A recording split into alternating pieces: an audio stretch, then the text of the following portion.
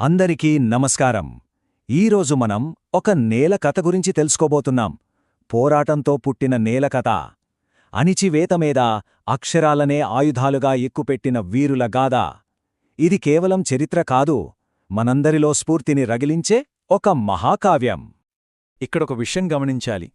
తెలంగాణ కథలో కళ, స్ఫూర్తి, పోరాటం ఇవన్నీ వేర్వేరు కాదన్మాట, అన్నీ ఒక్కటే. ఈ అగ్ని నుంచే ఆ నేల గొంతుక పుట్టింది. మరి మన కథ ఇక్కడ్నుంచే మొదలవుతుంది. సరే, మన ప్రయాణాన్ని ఈ ఒక్క పద్యంతో మొదలుపెడదాం. ఈ మాటల్లోనే ఆ నేల గుండెచప్పుడు మనకు స్పష్టంగా వినిపిస్తోంది. ఆ తిరుగుబాటు, ఆత్మగౌరవం, ఆ స్వేచ్ఛాకాంక్ష అన్నీ ఇందులో మనకనిపిస్తాయి. అయితే ఇంతటి అగ్నిలాంటి కవిత్వం అసలు ఎందుకు పుట్టింది? ఈ అక్షరాలకు ప్రేరణగా నిలిచిన ఆ చారిత్రక సంఘర్షణ ఏంటో ఇప్పుడు చూద్దాం. ఈ కథలో చూస్తే మనకు రెండు వ్యతిరేక శక్తులు చాలా స్పష్టంగా కనిపిస్తాయి. ఒకవైపు ప్రజలను అణిచివేస్తున్న నిరంకుశ నిజాం పాలన, మరోవైపు తమ గుర్తింపు కోసం, స్వేచ్ఛ కోసం పోరాడుతున్న ప్రజలు. ఈ రెండింటి మధ్య జరిగిన సంఘర్షణే తెలంగాణ చరిత్రను ఒక పెద్ద మలుపు తిప్పింది. మరి ప్రజలు ఎదుర్కొన్న ప్రమాదం ఎంత తీవ్రమైందో అర్థం కావాలంటే రజాకార్ల గురించి ఖచ్చితంగా తెలియాలి. వీళ్లు ఎవరంటే, ప్రజల ఉద్యమాన్ని అణచివేసి నిజాం పాలనను కాపాడటానికి ఎలాంటి అఘాయిత్యాలకైనా పాల్పడిన ఒక క్రూరమైన పారామిలిటరీ దళమన్నమాట. వాళ్ళ లక్ష్యం ఒక్కటే, తెలంగాణ అస్తిత్వాన్నే తుడిచిపెట్టేయాలి. ఇక్కడొక చాలా ఆసక్తికరమైన విషయమేంటంటే, ఆ పోరాటం కేవలం తుపాకుల్తోనో కత్తుల్తోనో జరగలేదు. చాలామంది వీరులు ఆయుధాలు చేతబట్టి పోరాడారు, నిజమే. కాని మరికొందరు అక్షరాలనే ఆయుధంగా మార్చుకున్నారు. అదే ఈ అక్షరాయుధం అంటే శక్తివంతమైన మాటలతో, కవితలతో పోరాడటం. ఈ అద్భుతమైన భావనే మనల్ని మన కథానాయకుడి దగ్గరికి తీసుకెళ్తుంది. సరే, ఇప్పుడు ఈ కథలో అసలైన సాహిత్య యోధుడిని పరిచయం చేసుకుందాం. మాటలనే తూటాలుగా, కళాలనే కత్తులుగా మార్చేసిన ఆ మహానుభావుడు మరెవరో కాదు, డాక్టర్ దాశరథి కృష్ణమాచార్యులు. గొంతులేని వాళ్లకి గొంతునిచ్చి, నిరంకుశత్వానికి వ్యతిరేకంగా తన కళాన్నే ఒక ఖడ్గంగా మార్చిన గొప్ప కవి.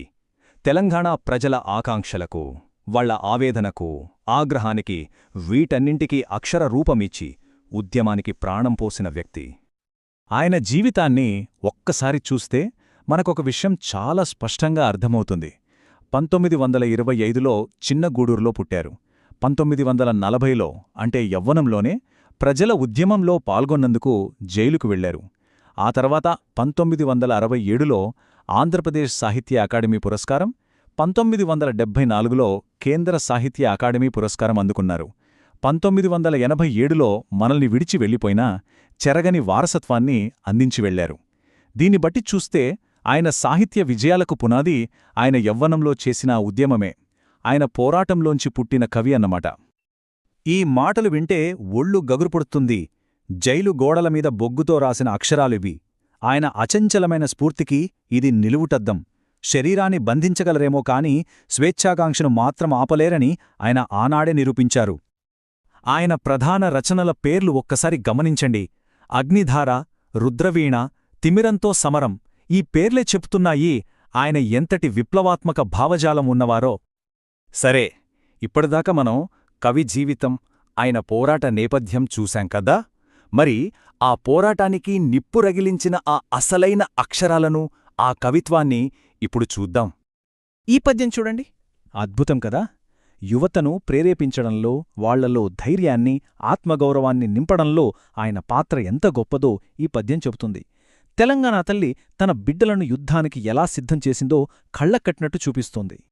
ఈ జానపద కళారూపాన్ని చూడండి. దాశరథిగారి కవిత్వం ఎక్కడినుంచో గాలిలోంచి పుట్టలేదు. అది ఈ నేల సంస్కృతిలోంచి, ఇక్కడి ప్రజల జీవితాల్లోంచి వచ్చింది. ఆయన పోరాడింది కూడా ఈ సంస్కృతిని, ఈ అస్తిత్వాన్ని కాపాడటానికే. అబ్బా, ఈ ఒక్క వాక్యం ఎంత శక్తివంతంగా ఉందో కదా. ప్రజలను ఉత్తేజపరచడానికి దాశరథి కాకతీయుల వంటి చారిత్రక గౌరవ చిహ్నాలను ఎంత అద్భుతంగా ఉపయోగించుకున్నారో దీన్ని ద్వారా తెలుస్తోంది. అంటే గతాన్ని గుర్తుచేసి వర్తమానంలో స్ఫూర్తిని నింపారన్నమాట. ఈ చిత్రాలు, ఆ పద్యాలు ఇవన్నీ కలిసి మన కళ్ల ముందు ఒక చిత్రాన్ని ఉంచుతున్నాయి. తెలంగాణ ప్రజల యొక్క తిరుగులేని పట్టుదల, వాళ్ల చైతన్యం మనకు స్పష్టంగా కనిపిస్తున్నాయి.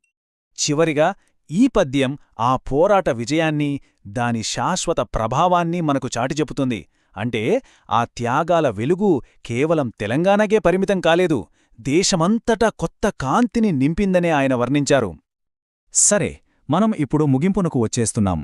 ఈ నిర్దిష్ట చరిత్ర నుంచి మనం నేర్చుకోవాల్సిన ఒక సార్వత్రిక పాఠం వైపు వెళ్దాం. ఇక్కడొక ప్రశ్న తలెత్తుంది. ఒక కవిత నిజంగా ఒక ఆయుధం కాగలదా? కేవలం అక్షరాలు, పదాలు నిజంగా ఒక నిరంకుశ పాలనను గడగడలాడించగలవా? దానికి సమాధానం ఇక్కడుంది.